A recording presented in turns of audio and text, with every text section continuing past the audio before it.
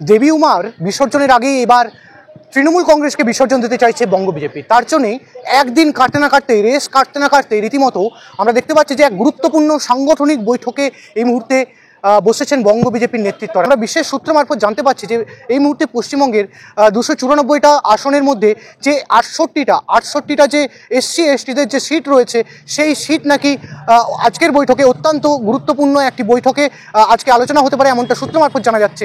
আপনারা জানেন যে ভারতীয় জনতা পার্টি আমাদের দল, আমরা সবসময় যারা আমাদের পিছিয়ে পড়া সমাজ এসসি এসটি এবং ওবিসিকে নিয়ে আমরা বরাবরই তাদেরকে অগ্রাধিকার পাইয়ে দেওয়ার জন্য আমরা সবসময় লড়াই করে থাকি। নিশ্চিতভাবে তাদের গুরুত্ব অপরিসীম থাকবে।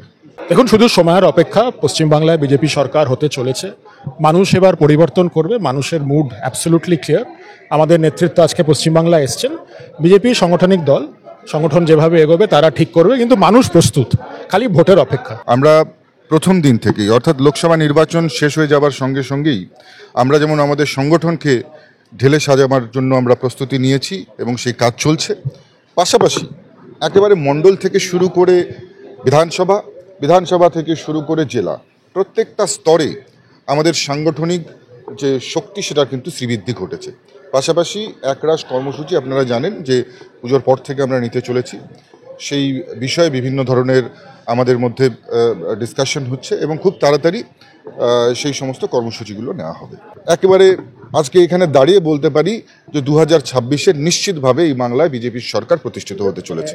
আজকে একটা গুরুত্বপূর্ণ বৈঠক ছিল যেখানে 68টা এসসি এবং এসটির যে সিট রয়েছে নির্বাচনে, এসসি এবং এসটিদের ওপর নাকি গুরুত্বপূর্ণ একটা ভূমিকা আপনারা পর্যবেক্ষণ করছেন, এমনটা জানা যাচ্ছে বিশেষ সূত্রে।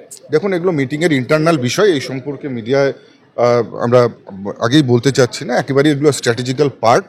আমরা তবে একটা কথাই বলবো, আমরা মানুষকে নিয়ে চলতে চাই, মানুষের সঙ্গে চলতে চাই এবং সম্পূর্ণভাবে আমরা সর্বস্তরের মানুষের ভোটে বিশ্বাসী। সমস্ত যারা আমাদের ভোটার, পশ্চিমবঙ্গের সাধারণ মানুষ, শুধু নাগরিকবৃন্দ রয়েছে, প্রত্যেকের উপর আমাদের আস্থা রয়েছে এবং আমরা এসসি এসটি একেবারে ওবিসি থেকে শুরু করে সাধারণ মানুষ, একবারে প্রত্যেকটা স্তরের মানুষকে নিয়ে আমরা এই নির্বাচনে লড়াই করতে চাই। দেখুন, তারা কি চেয়েছে বা কি চায়নি সেগুলো তো আমাদের এখানে বলবার বিষয় নয়। বিষয় যেটা আছে যে আমাদের 2026-কে কেন্দ্র করেই হচ্ছে, এ ব্যাপারে কোনো সন্দেহ নেই। এবং আমাদের মাননীয় ভূপেন্দ্র সিং যাদব এবং মাননীয় বিপ্লব দেব তারা থাকছেন। রাজ্যের তরফে আমরা জিএসরা থাকছি এবং কোর কমিটির যারা আছে তারা থাকছেন। তৃণমূলের বিধায়ক বলেই দিয়েছেন যে নামাজ পড়ার সময় মাইক বন্ধ রাখতে হবে। তো স্বাভাবিকভাবে আগামী দিনে বাংলাদেশের মতো মূর্তি ভাঙাও হবে, চিন্তার কিছু নেই। মমতা বন্দ্যোপাধ্যায় থাকলে বাংলার বিসর্জন করতে দেব না। বাংলার বিসর্জন হবে না, তৃণমূলের বিসর্জন হবে। এবারে নির্বাচন তৃণমূলের বিসর্জন।